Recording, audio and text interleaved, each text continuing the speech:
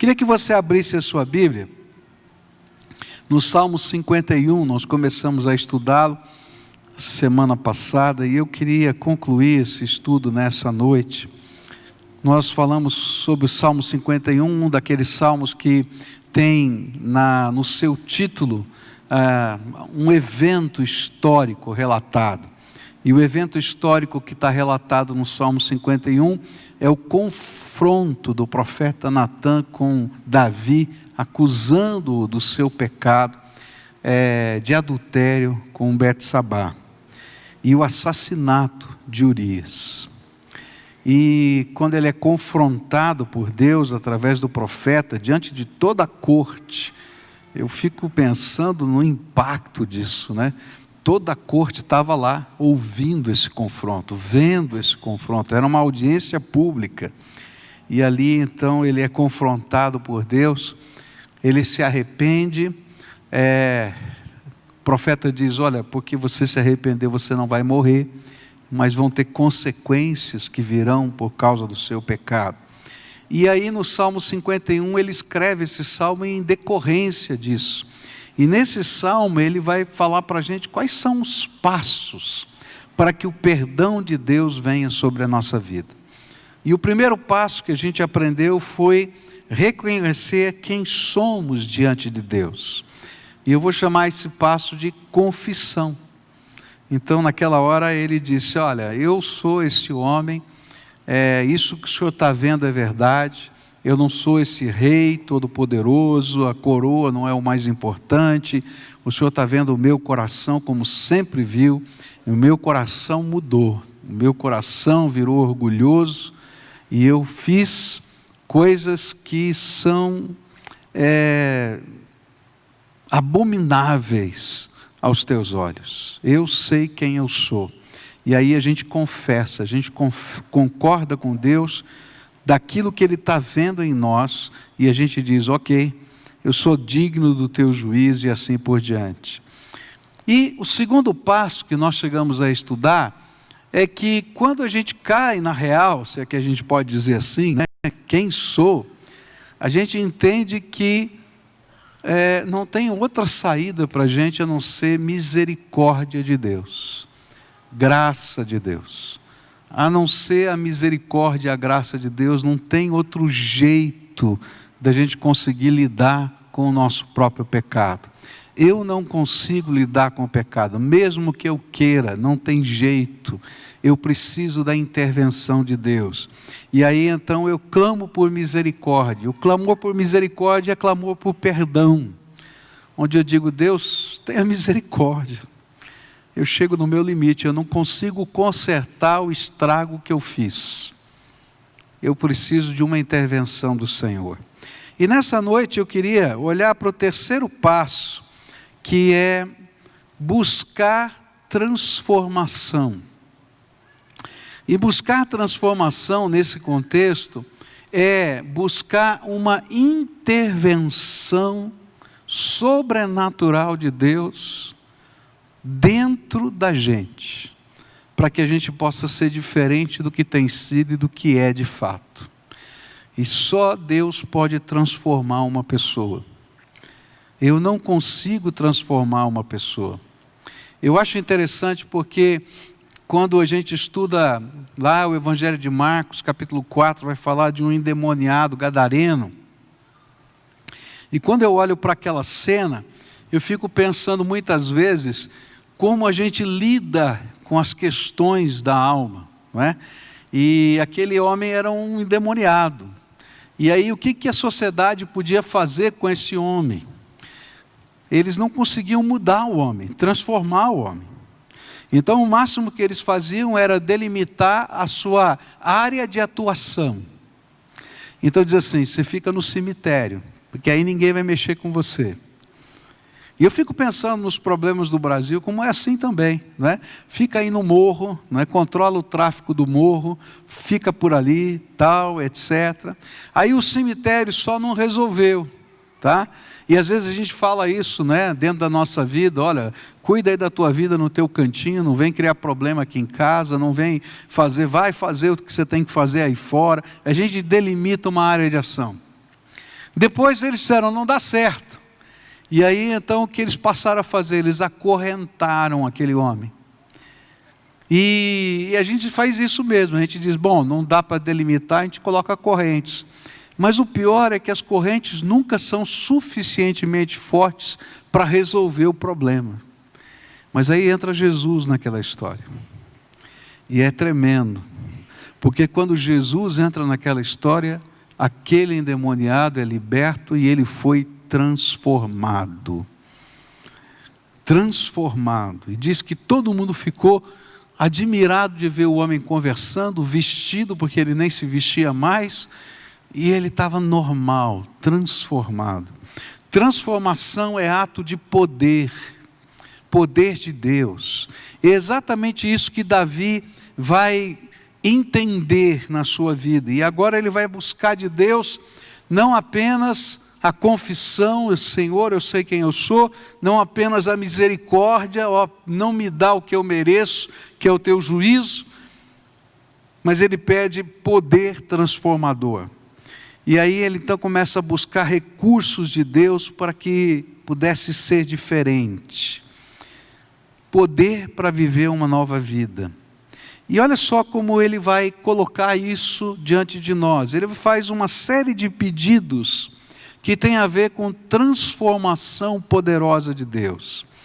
O primeiro deles a gente vai encontrar no verso 17, onde diz assim: os sacrifícios que agradam a Deus são um espírito quebrantado, um coração quebrantado e contrito, ó Deus, não desprezarás.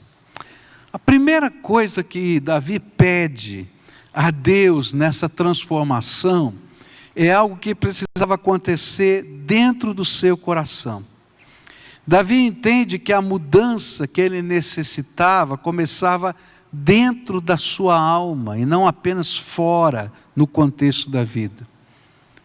Por quê? Porque quando ele confessou o seu pecado, ele reconheceu que ele não era mais o mesmo homem que tinha sido ungido pelo Senhor.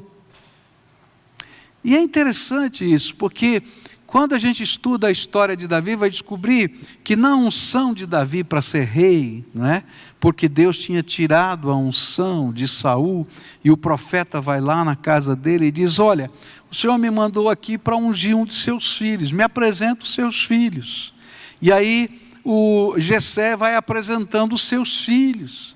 E tem um dos filhos, não é, que Samuel diz assim: é esse. O profeta diz: é esse aí, é esse.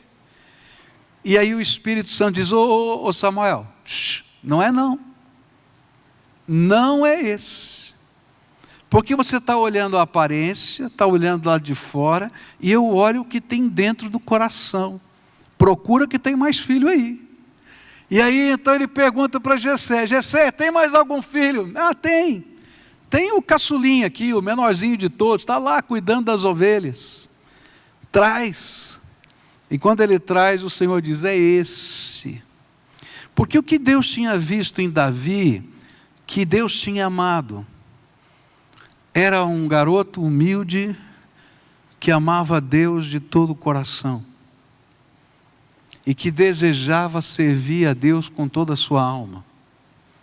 Mas agora esse garoto humilde, que amava a Deus de todo o coração, e que desejava servir a Deus com toda a sua alma, tinha se tornado orgulhoso, arrogante, prepotente. E ele sabia que ele precisava, Davi sabia que ele precisava da intervenção do Senhor, para que ele voltasse a ser humilde, ensinável. Porque quando nós nos tornamos arrogantes, Deus precisa quebrar-nos. 1 Pedro capítulo 5, versículos 5 e 6 diz assim: da mesma forma, jovens, sujeitem-se aos mais velhos, sejam todos humildes uns para com os outros, porque Deus se opõe aos orgulhosos, mas concede graça aos humildes. Portanto, humilhem-se debaixo da poderosa mão de Deus, para que Ele os exalte no tempo devido. Sabe, toda vez que a gente se torna orgulhoso, Deus luta contra nós. Porque o orgulhoso não consegue ouvir a voz de Deus. Ele só ouve o que a sua mente e o seu coração desejam. E ainda que seja ungido de Deus, porque Davi era ungido de Deus, por causa do seu orgulho, agora ele não era capaz de ouvir a voz de Deus. O orgulho de Davi foi o seu maior inimigo. Enquanto ele estava lutando as batalhas externas contra os inimigos de Israel, ele, por causa da sua busca de Deus, ele se tornara vencedor em todas elas. Mas ele foi derrotado na batalha da alma, simplesmente porque ele imaginou que nesta batalha da sua própria alma, ele não precisasse dos milagres de Deus. Queridos, a gente não precisa de milagres de Deus só fora, nos contextos das circunstâncias da vida. A gente precisa de milagres de Deus dentro do nosso coração. Isso a Bíblia chama de quebrantamento. O orgulho faz com que a gente olhe a realidade como se nós não prestássemos conta a ninguém, porque a gente é senhor do nosso nariz. Mas quem pode fugir da autoridade de Deus? Quem consegue fugir dessa autoridade? Agora, eu quero dizer uma coisa para você: o orgulho nos engana. Eu nunca vi um orgulhoso dizer que é orgulhoso. Não é verdade? Todo mundo à volta dele sabe que é orgulhoso, mas ele não se vê orgulhoso, porque o orgulho cega. Alguns anos atrás eu estava num momento de oração e a gente ora, né? E Deus responde, né? E eu pedi para Deus fazer uma coisa: sonda o meu coração. O que é que o Senhor está vendo em mim que o Senhor quer mudar? E eu me lembro que eu estava no meu carro, debaixo da minha árvore. Lembra que eu falo para você que de vez em quando eu faço isso? E aquela tarde Deus quebrou a minha alma. E Ele começou a falar dos meus perigos. E disse: olha, não estou gostando do que eu estou vendo em você. Você está muito orgulhoso, está muito metido. E é interessante que o orgulhoso quer discutir com Deus. Senhor, mas como? De que jeito? Eu falei: não, eu vou te mostrar. E aí ele começou a revelar algumas coisas da minha própria alma. Eu confesso para você que eu não gostei de ver o que eu vi naquele dia em mim. Mas o pior é que Deus estava vendo aquilo todo dia em mim e eu não via.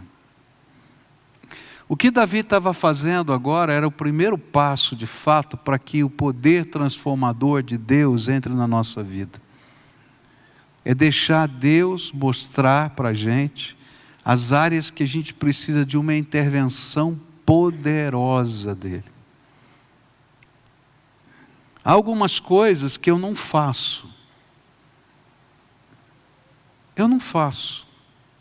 Eu não gosto de falar o tamanho da igreja, eu não gosto de falar quanta gente arrecada, eu não gosto de falar uma série de coisas. Sabe por quê? Porque eu conheço o meu coração. Eu não gosto de falar quantas igrejas a gente organizou nesse período de 30 anos. Eu não gosto de falar nada disso. Porque eu conheço o meu coração e eu não quero passar por uma outra tarde como aquela. Porque mesmo assim, às vezes a gente tem recaídas.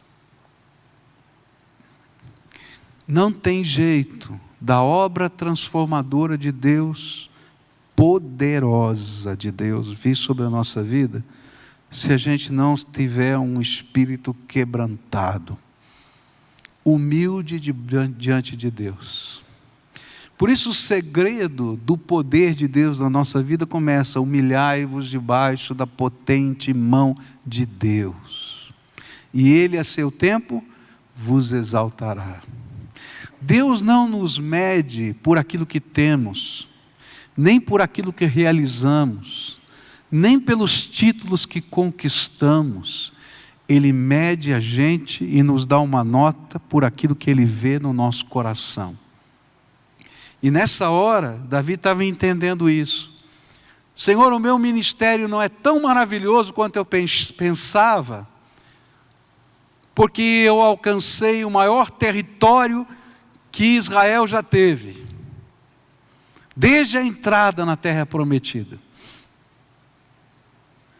O meu ministério não é tão maravilhoso quanto eu pensava, porque eu consegui unir as 12 tribos de Israel e agora elas andam juntas, numa só visão e num só propósito. Não são mais 12 pequenos reinos. O meu ministério só pode ser significativo se eu for aquele menino pastor de ovelhas, cheio do teu espírito, que ama honrar o Senhor acima de tudo. Mas para isso o Senhor vai ter que quebrar outra vez o meu orgulho. Me ajuda a ter um espírito quebrantado e contrito diante do Senhor. Porque se eu tiver um espírito quebrantado e contrito diante do Senhor, o Senhor nunca vai me desprezar. Mas se eu for arrogante, o Senhor despreza.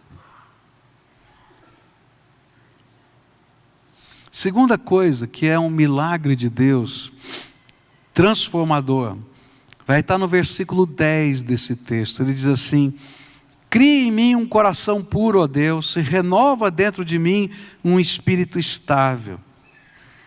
Não foi somente a autoimagem de Davi que ficou turva e precisava de restauração. Os valores de Davi haviam mudado. Isso porque ele podia se auto-justificar diante dos seus atos errados. Aquela pureza simples dos valores de Deus tinham se perdido. É incrível como pessoas às vezes falam coisas como se a quebra dos valores de Deus fosse a coisa mais simples da face da terra. E aí, por exemplo, mentem. E quando você pergunta, por que você mentiu? Eu digo, eu menti para proteger alguém de um mal maior. Mas se esquecem da simplicidade das Escrituras. As Escrituras dizem que o pai da mentira quem é? Aí eu não ouvi. Quem é o pai da mentira? É o diabo. Então, que mal maior você quer na sua vida do que o pai da mentira controlando a sua boca? E é interessante, a gente acha justificativa para a vida da gente. A gente descobre, por exemplo, pessoas dando desculpas para o seu jeito de viver, a sua maneira de viver, a sua corrupção, a sua busca de ídolos internos da alma, como se não fossem nada. Porque simplesmente a gente tem desculpa para tudo. Eu conheço gente que nunca levou uma pessoa para Jesus em toda a sua vida ministerial, sua vida cristã. Nunca, nunca. E se eu perguntar por quê, vai ter 50 mil desculpas. Quando a palavra de Deus nos diz que a gente tem que ser testemunha. E se eu sou testemunha, algo de Deus vai acontecer, porque o poder é de Deus, o milagre é de Deus, a vitória é de Deus. E o que Davi está dizendo é: Senhor, eu preciso de uma mudança. Eu quero que o Senhor trabalhe na minha vida uma pureza de coração que não é minha.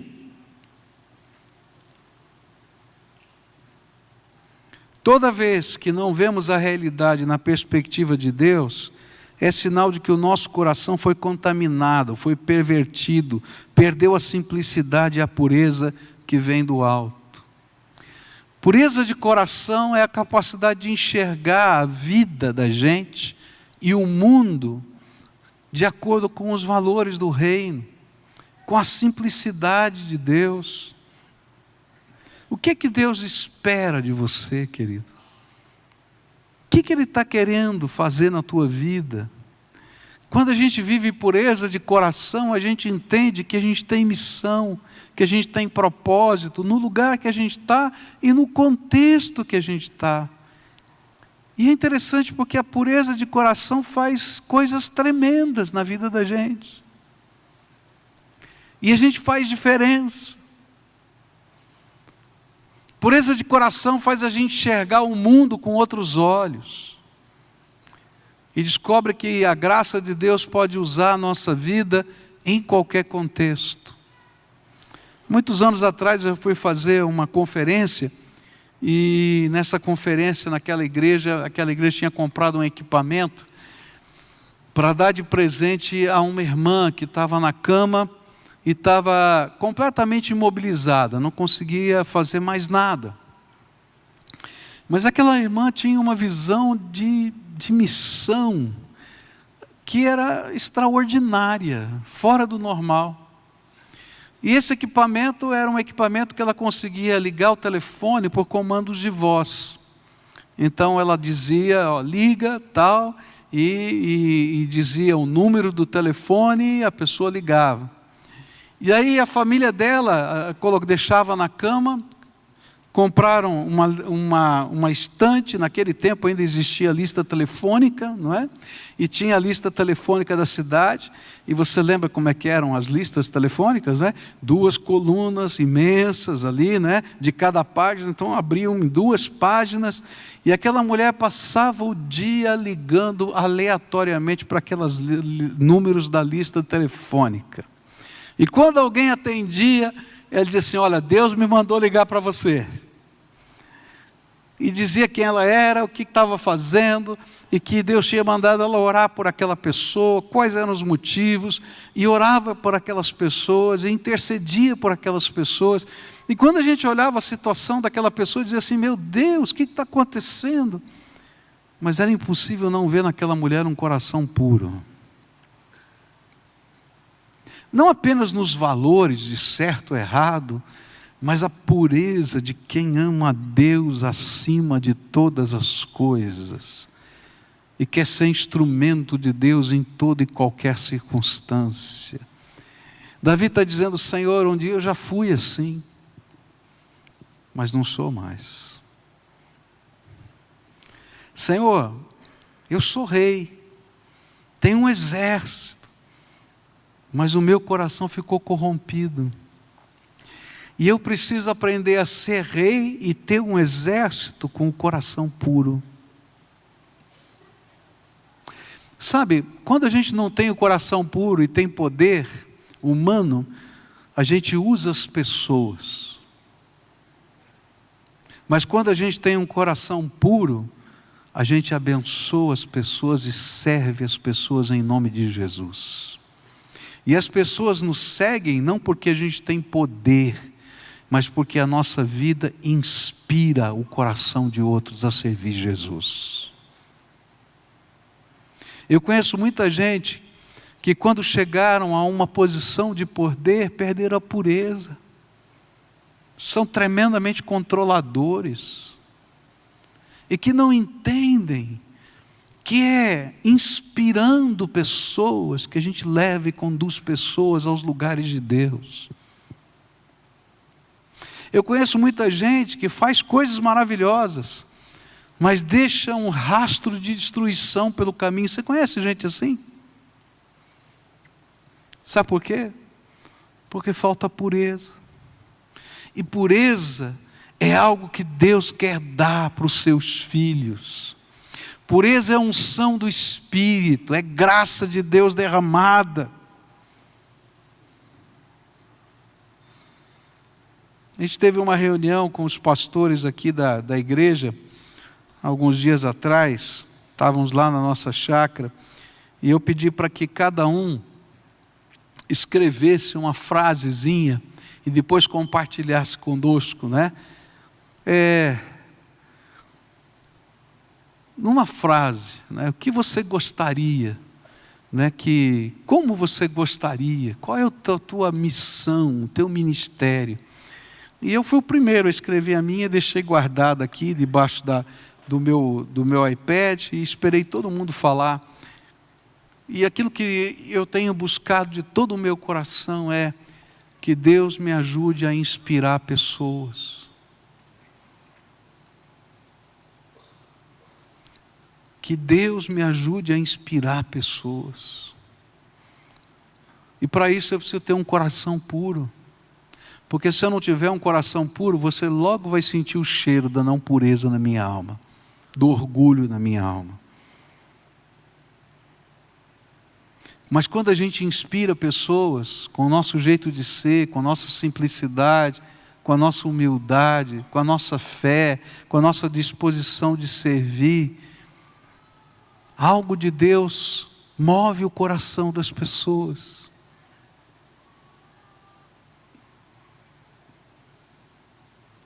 O que eu mais desejo é que eu inspire você a orar mais, que eu inspire você a buscar Jesus intensamente, que eu possa inspirar você de alguma maneira a depender de Deus, a crer nos milagres de Deus, a buscar a face do Senhor, a encontrar o Senhor na sua vida, porque tudo mais vai passar nessa vida, mas a presença do Espírito Santo é eterna. Terceira coisa que ele vai pedir: Senhor, eu preciso de um milagre dentro de mim. Por isso me dá um espírito estável. Cria em mim um coração puro, ó Deus, e renova dentro de mim um espírito estável. E essa é outra ação transformadora de Deus, dar-nos firmeza, estabilidade. Eu conheço muitos crentes imaturos espiritualmente, e a marca da imaturidade espiritual é a falta de firmeza e estabilidade na sua fé. Tiago diz que estas pessoas têm a sua mente dividida. Ora desejam a graça de Deus, ora buscam as suas paixões, ora querem viver pela sabedoria do alto, ora se deixam levar pelas filosofias deste mundo. O que Davi estava dizendo era: Deus, eu não quero ser assim como tenho sido. Alguém que hoje compõe hinos de louvor e amanhã dorme com a esposa de um amigo muito chegado. Eu não quero mais ser alguém dividido interiormente, pois pessoas assim não apenas fogem da tua presença, mas deixam um rastro de dor na vida dos seus amados.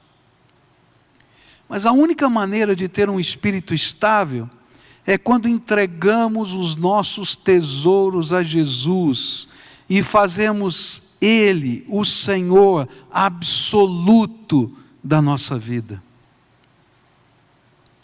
Não dá para viver a verdadeira fé tentando servir a dois senhores.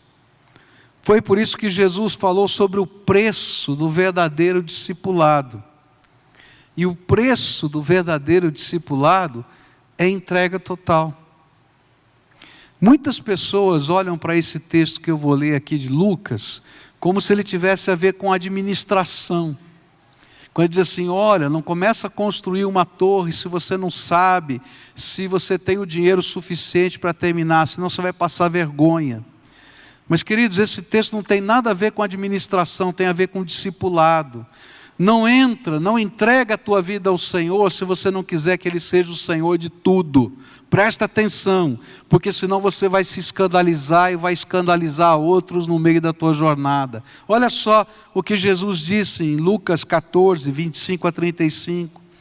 Uma grande multidão ia acompanhando Jesus, e este, voltando-se para ela, disse: se alguém vem a mim e ama o seu pai, a sua mãe, a sua mulher, os seus filhos, seus irmãos e irmãs, e até a sua própria vida, mais do que a mim, não pode ser meu discípulo.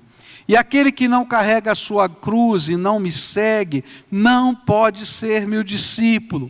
Qual de vocês, se quiser construir uma torre, primeiro não se assenta e calcula o preço para ver se tem dinheiro suficiente para completá-la? Pois se lançar o alicerce e não for capaz de terminá-la, todos os que a virem rirão dele, dizendo: esse homem começou a construir e não foi capaz de terminar. Ou qual é o rei que, pretendendo sair à guerra contra o outro rei, primeiro não se assenta e pensa se com 10.000 homens é capaz de enfrentar aquele que vem contra ele com 20.000? Se não for capaz, enviará uma delegação, enquanto o outro ainda está longe, e pedirá um acordo de paz. Da mesma forma, qualquer um de vocês que não renunciar a tudo o que possui, não pode ser meu discípulo. O sal é bom, mas se ele perder o sabor, como restaurá-lo? Não serve nem para o solo, nem para adubo, é jogado fora. Aquele que tem ouvidos para ouvir, ouça. Sabe o que a palavra está dizendo para a gente? É que para a gente viver o milagre de ter um espírito estável, a gente tem que aprender a colocar todos os nossos tesouros no altar de Deus.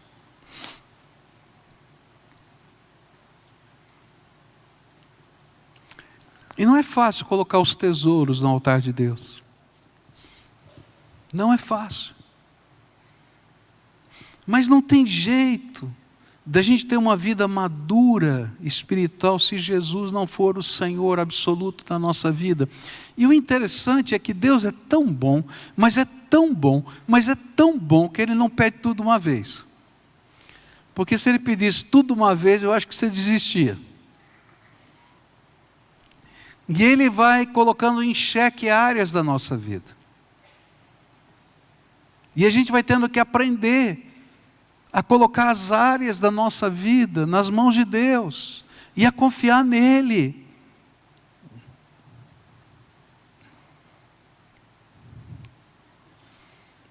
Deus teve que trabalhar algumas áreas diferentes na minha vida, e eu quero dizer para você que eu continuo aprendendo a andar nesse processo. A gente nunca está pronto, querido. Deus está construindo a minha vida assim como está construindo a tua, mas o princípio é o mesmo. Eu não quero terminar no meio do caminho desaprovado por Deus. Eu quero continuar nessa jornada sendo aprovado por Deus, e Deus vai trabalhando na minha vida. Deus teve que trabalhar no meu coração tantas coisas, queridos. Primeiro, entregar as pessoas que eu amo a Ele. Eu tinha muito medo, lá no começo da minha jornada, ainda quando jovem, o que ia ser da minha mãe, porque era eu que cuidava da minha mãe. E o meu salário, tudo quanto eu ganhava, eu colocava dentro da minha casa, para ajudar a sustentar a minha casa. E eu retardei o meu casamento, porque eu pensava assim: como é que vai ser? Até o dia em que o Espírito Santo me visitou e falou assim: olha, pega os tesouros do seu coração e dá para mim, que eu vou guardar no meu cofre. Exatamente isso. Eu não vou tomar de você, mas eu vou cuidar para você. Você pode confiar? Queridos, não foi fácil fazer isso. Mas Deus é tão bom, me casei. Minha irmã assumiu lá o controle das finanças, e um dia estou conversando com a minha mãe e com a minha irmã, e descubro que elas têm dinheiro na poupança, e eu nunca tinha conseguido colocar dinheiro na poupança. E eu estava bravo, eu falei: como é que é possível? E de repente o Espírito Santo falou assim: você colocou no meu cofre? Pode continuar colocando no meu cofre as pessoas que você ama. Por isso que Jesus disse: quem amar mais pai, mãe, irmão, mais do que a mim, não é digno de mim. Porque nós vamos pegar os nossos amores, que às vezes são tão profundos, tão bonitos, tão preciosos, e Deus sabe que são preciosos. Mas assim: Jesus, tu vens em primeiro lugar, e eles vão estar nas tuas mãos, eu vou confiá-los ao Senhor.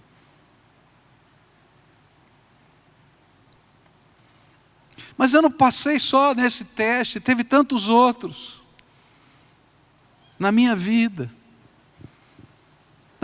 financeira, tantos outros, que Deus disse: olha, eu quero tudo que você tem. Eu sempre fui muito preocupado com as reservas para o futuro, para a velhice. Eu não sei porquê, desde criança eu estava preocupado com isso. E um dia Deus falou: olha, o apartamento que você tem em São Paulo eu quero, o carro que você tem eu quero, o teu fundo de garantia eu quero. Como se dissesse: olha, está sempre zerado. E se eu juntar de novo, ele vai pedir de novo, eu vou dar. Porque na verdade, um dia Deus me falou uma coisa tremenda. Ele disse: o levita não vai ter possessão nessa terra, eu sou a sua herança, diz o Senhor dos Exércitos. Você crê em mim?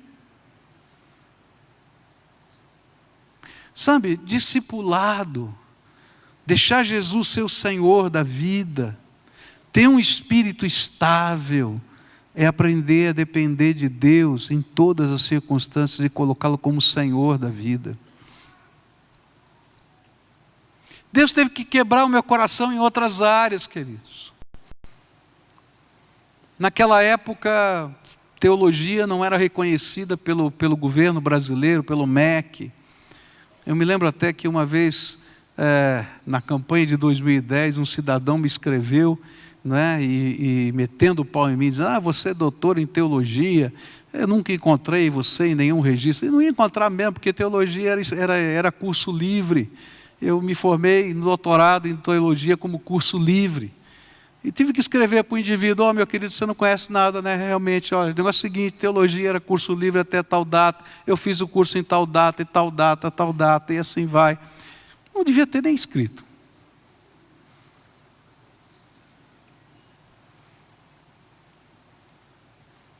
Por causa disso, eu fui fazer psicologia.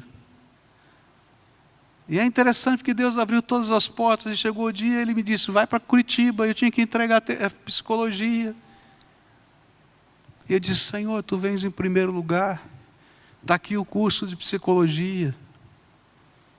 Mas Deus é tão bom, que hoje eu tenho um PhD reconhecido, não tem nenhum problema. Mas não é isso, porque Ele podia não me ter dado nada. Porque o que Ele queria em mim era um coração estável, em que as circunstâncias não fizessem eu ficar pulando de um lugar para o outro, mas eu pudesse dizer: Tu és o Senhor da minha vida em qualquer circunstância. E sabe, queridos, isso é um milagre de Deus, que vai sendo formado pelo poder do Espírito Santo. E sabe, não é um milagre como um derramar mágico sobre a nossa vida, mas é um construir da alma. O Espírito Santo vai trabalhando uma área, vai trabalhando outra, e a gente vai fazendo uma entrega, a gente vai fazendo outra, e a gente vai fazendo outra, e a gente vai caminhando nesse processo com Deus. E é nesse processo com Deus que nós vamos sendo transformados. E aí a gente aprende a viver uma vida de obediência incondicional. Verso 12 diz assim: devolve-me a alegria da tua salvação e sustenta-me com um espírito pronto a obedecer. É interessante como é fácil obedecer em algumas circunstâncias e é difícil obedecer em outras.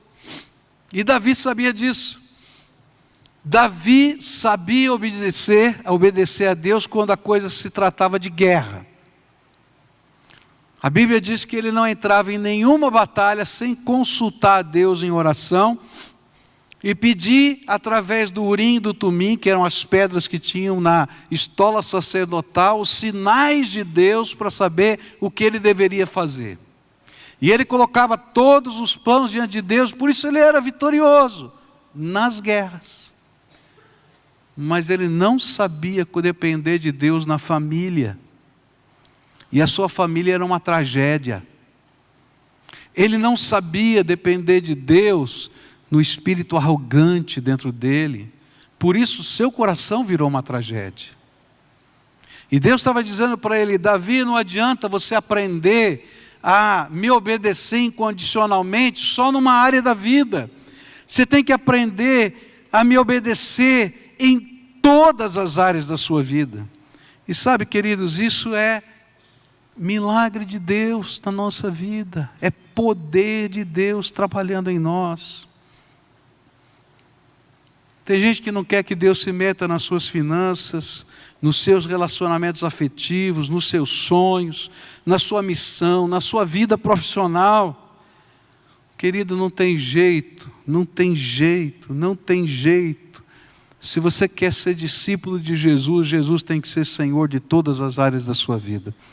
Porque não existem quartos fechados que Jesus não os conheça e não os prove segundo o seu olhar santo. E se você tem algum quarto fechado, você precisa aprender a entregar a chave nas mãos de Deus. Davi continua aqui pedindo um milagre de Deus, e ele vai pedir sabedoria do alto. Sei que desejas, verso 6, a verdade do íntimo, e no coração me ensinas a sabedoria. Sabe por quê? Porque se você está tentando dirigir a sua vida usando a sabedoria humana, a Bíblia diz no livro de Tiago que ela é diabólica e ela provoca só guerras. E tem muito crente que louva a Deus como Davi fazia, escrevendo até os seus salmos, mas vive a vida seguindo a sabedoria humana. E aí, queridos, se quebra.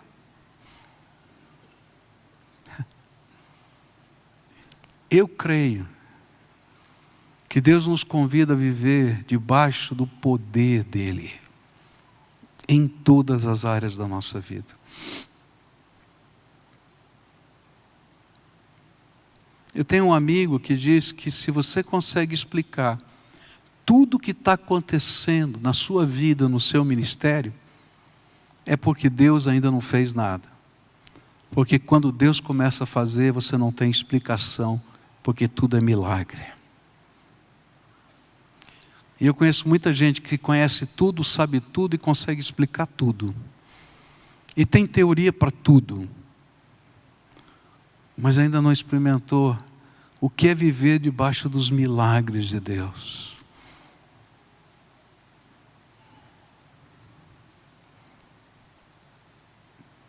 Porque quando a gente vive debaixo dos milagres de Deus, o Senhor é o nosso pastor e nada nos faltará.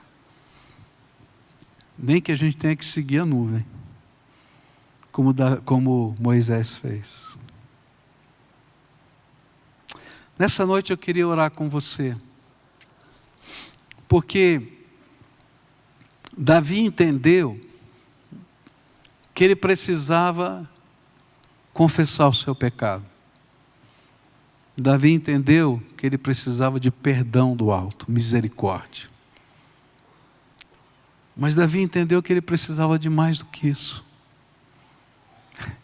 Ele precisava do poder de Deus fazendo coisas na vida dele que ele não tinha capacidade para fazer.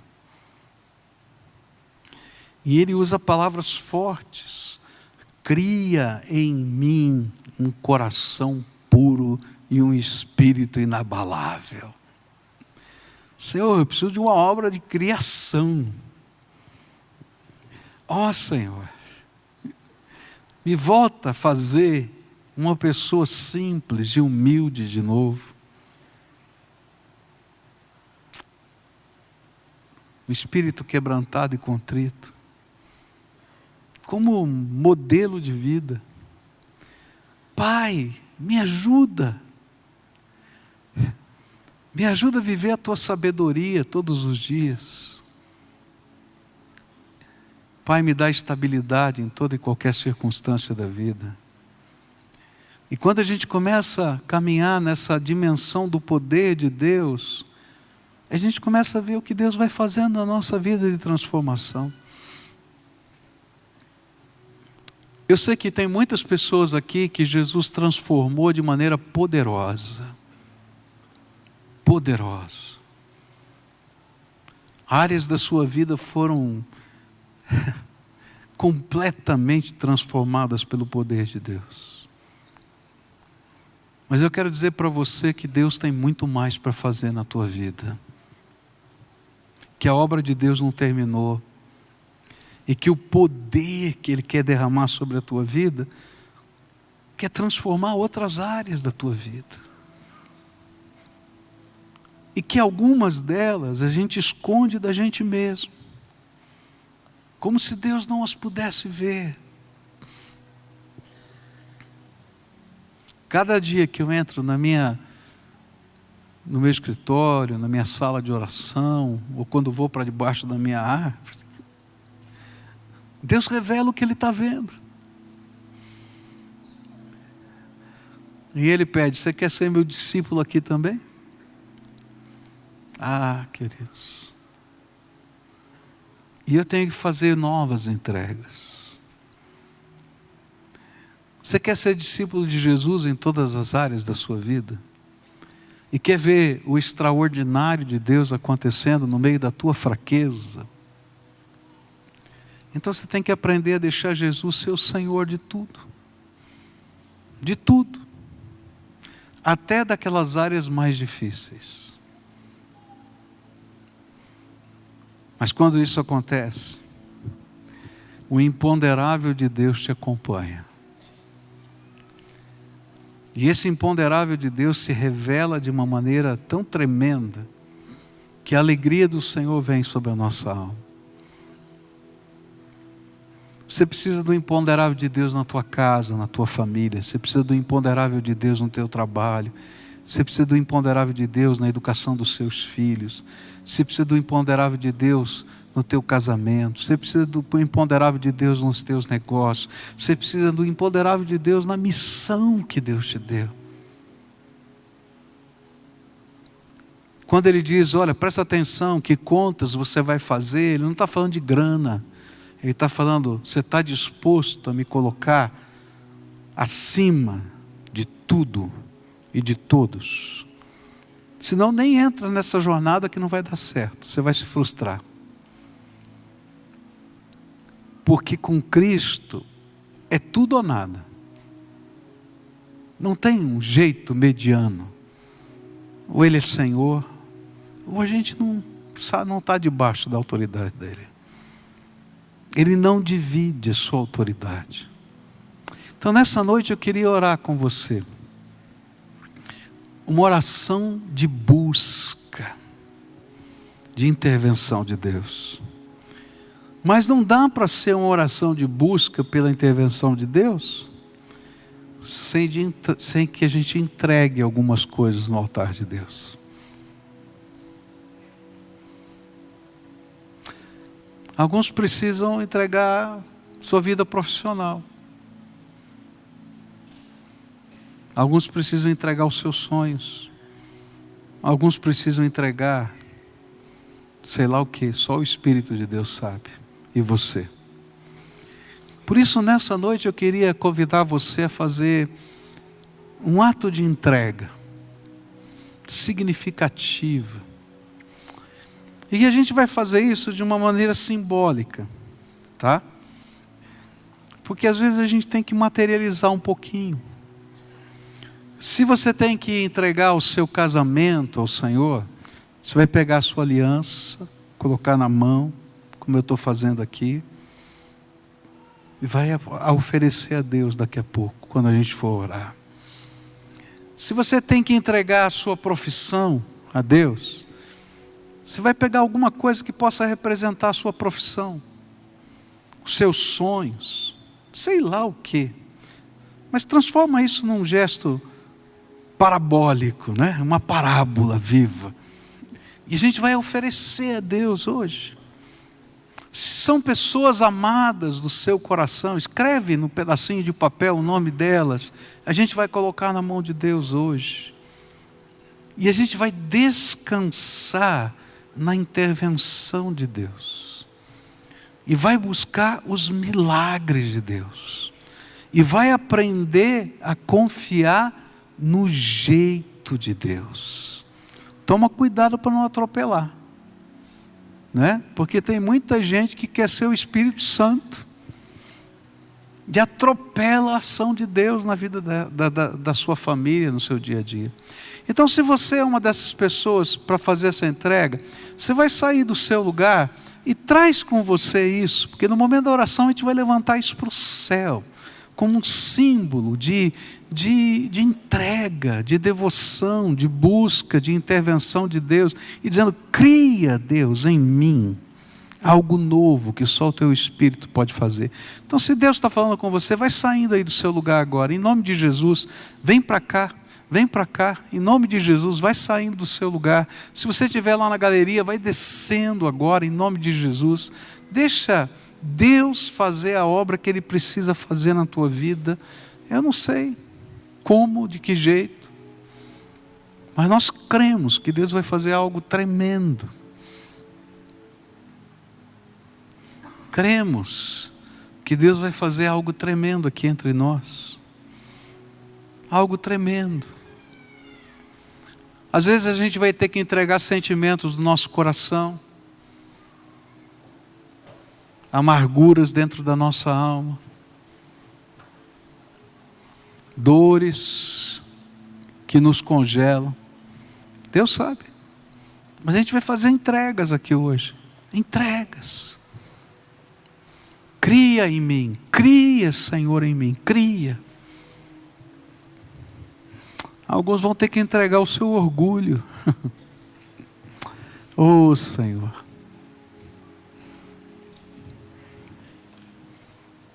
Isso, pode vir. Que benção.